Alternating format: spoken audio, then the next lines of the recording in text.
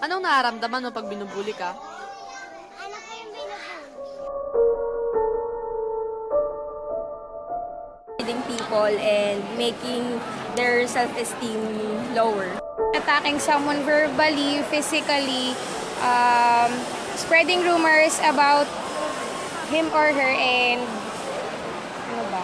Yun lang, as sending threats to them. Yung isang bata o isang tao ay masyadong inaapi. Kumbaga, sumusobra na sa limitasyon yung taong nangaasar. Pag-discriminate mo sa ibang tao na sa tingin mo parang hindi siya in sa taste mo or wala siya sa standards. Act of inflicting pain physically, mentally, or verbally. Form of parang harassment siya na di mo inakala na nabubuli ka na pala. Yun. Parang pakiramdam mo, normal lang yung pangasar pero may mga times na sobra na pala, yun na yung bullying. Kasi iba-iba yung level eh. Pag physical, parang hindi masyado masakit kasi nawawala rin naman yung mga sugat. Pero kapag talaga, emotionally, yun kasi parang nasa loob yung naapektuhan ng tao. Kaya parang bullying talaga. Yung parang sasaktan mo yung tao ng kahit anong paraan. Tapos may dalawang klase yung bullying eh. Yung traditional bullying, tsaka cyberbullying. Yes! Ano ba yun sa research namin yun eh? Traditional bullying, yung physical, social, tsaka psychological bullying. Ito yung mga below the belt yung mga jokes. Di masyado ng sensitive. Kumbaga, natatapakan yung privacy ng tao dahil sa mga sinasabi mo. In terms of pwede siyang verbal, pwede siyang physical, pwede siyang psychological in a way na tinataunt mo yung tao. Emotionally, physically, mentally, socially, and spiritually.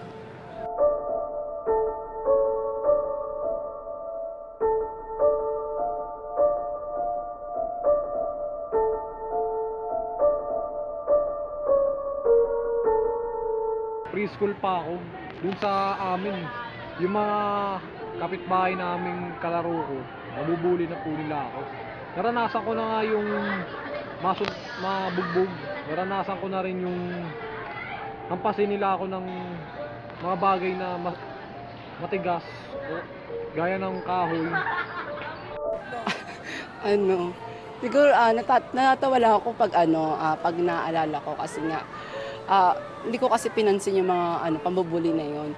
Pero syempre kung minsan nasasaktan din ako kasi tao lang din naman ako, 'di ba? Ayun nga, yung tungkol nga sa labi ko, sinasabihan nila akong labuga. Tapos my lips don't lie daw. Ganun. Basta maraming Experience ako ng bullying, psychological. Nag-spread ng rumors about me during elementary. Actually, at first, kasi kapag nabully ka, ang tendency is you won't say anything, expecting na kapag hindi mo siya pinansin, lalayo na sila. But that mentality is wrong kasi lalo mo sila minibigyan ng edge para mas gawin nila sa'yo yun kasi pine-permit mo sila. So ang ginawa ko noon, I told my parents and I told the guidance counselor. Kaya na-address naman yung issue and we spent another year na okay na kami. Hindi ko naman sila pinansin. Parang silence na lang para hindi na magkaroon ng gulo. Naging negative yung pag-response ko doon. Kasi parang nilayo ko na lang yung sarili ko instead na lagi ko silang naririnig. Kumbaga, nilayuan ko sila. Ako yung kusang umalis.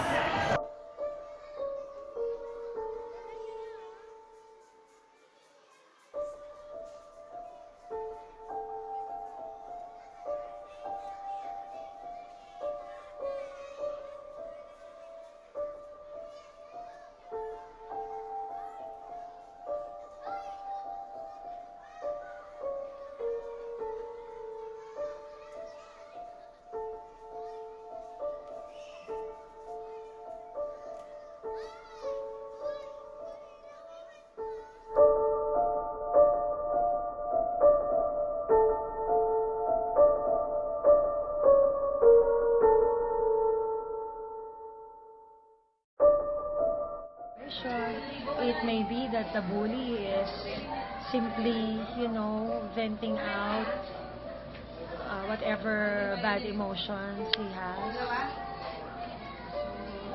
There are other reasons also. Probably they got the behavior from examples of adults around them, and they think that it's okay because an adult is doing it. So many things, but basically because may pumapayag. But it's because naman ang mga binubuli yung mga small in size, yung mga bata, di ba? Which is understandable naman kung bakit sila nabubuli kasi defenseless, weak, right? But we should educate our children para malaman nila kung kailan sila binubuli and how they can stand up for themselves. Ang bullying ay masasabi ko bilang isang paraan ng mga bata na makapanakit sa kanilang kaklase sa iba't ibang paraan. Pwedeng pasalita, pwedeng pisikal na pambubuli. Karamihan sa mga mag-aaral na nahawakan ko, ang dahilan ng kanilang pangbubuli ay kadalasan inutos ng katabi,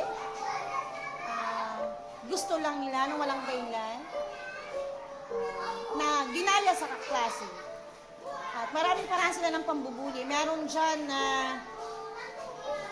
nagsasalita ng di maganda, nangungulit, hanggang mauwi sa away, sa iyakan, hanggang manakit.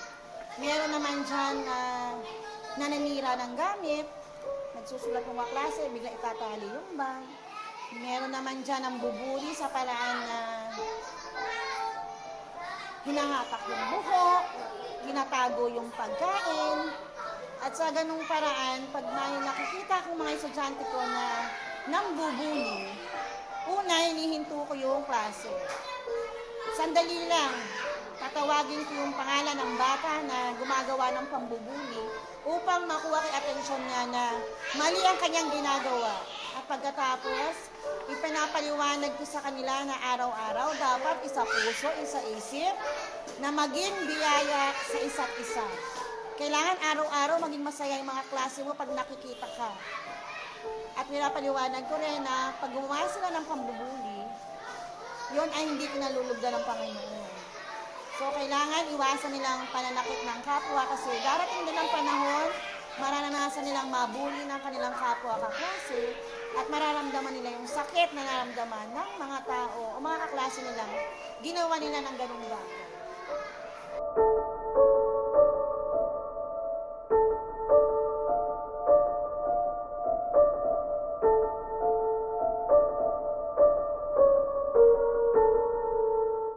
Talamak dito yung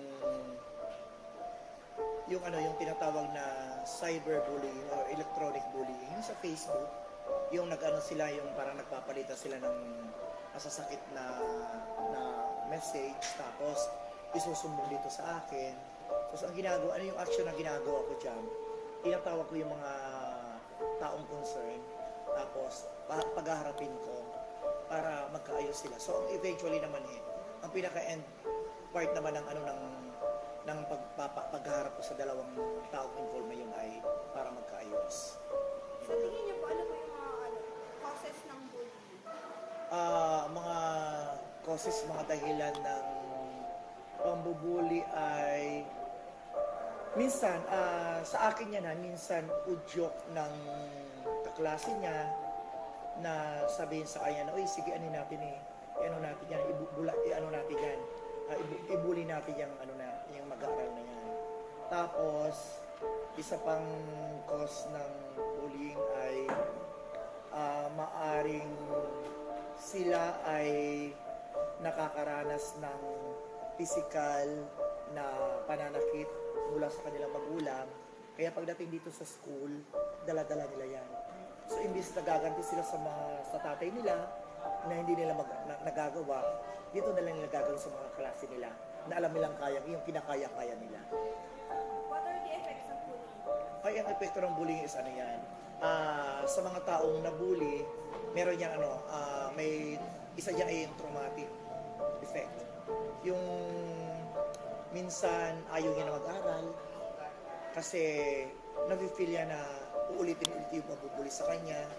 Ang worst doon yung pinagsabihan siya na, sige paglabas mo mamaya, aabangan ka namin sa labas. So ang ano doon, psychological effect yun. So para ano na yan, para hindi mangyari yung banta sa kanya, hindi na siya papasok. Or eventually, mag-ano na siya, magpapadrop na lang. So may mga intervention kami dyan na ginagawa.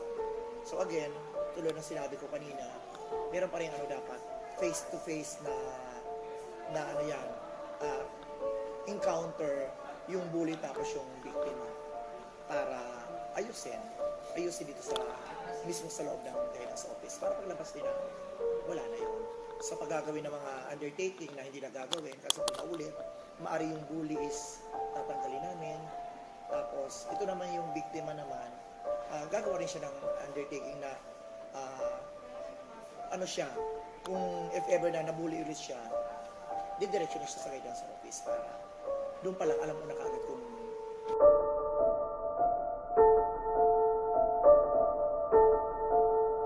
Maraming pwedeng maging dahilan kung bakit nambubuli yung isang tao. Una, baka nabuli na siya dati. So, gusto niyang iparamdam doon sa binubuli niya yung naramdaman niya dati. Pangalawa, malungkot siya. Baka may problema siya sa pamilya niya o yung magulang niya hindi siya nabibigyan ng atensyon ng maayos o kaya pakiramdam niya hindi siya mahalaga. Pangatlo, mababa yung self-esteem niya. So yung mga taong mababa yung self-esteem, they have to make something that will make them feel better about themselves. They want to feel superior, so they put others down. The biggest impact of bullying is projected towards the mental health. Study shows that bullying can cause depression and anxiety. So yung mga victim ng bullying, pwedeng natatakot na sila to interact with other people, hindi na nila na-enjoy yung mga activities na dati nilang na-enjoy, and most especially, mababa na yung tingin nila sa sarili nila. Yung worst na effect ng bullying is suicide. So, as per research, victims of bullying are 2 to 9 times more likely to commit suicide than non-victims. So, sinasabi din dun sa research na yon na suicide is the third leading cause of death among young adults.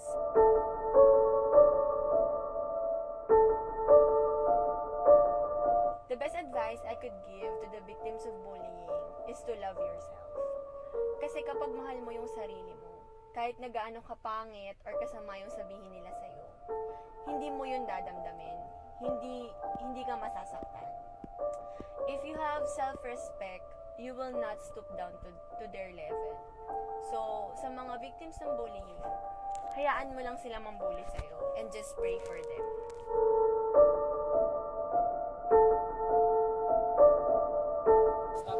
Stop. Stop. Stop. Stop. Stop. Stop. Stop. Stop. Stop. Stop. Stop. Stop. Stop bullying!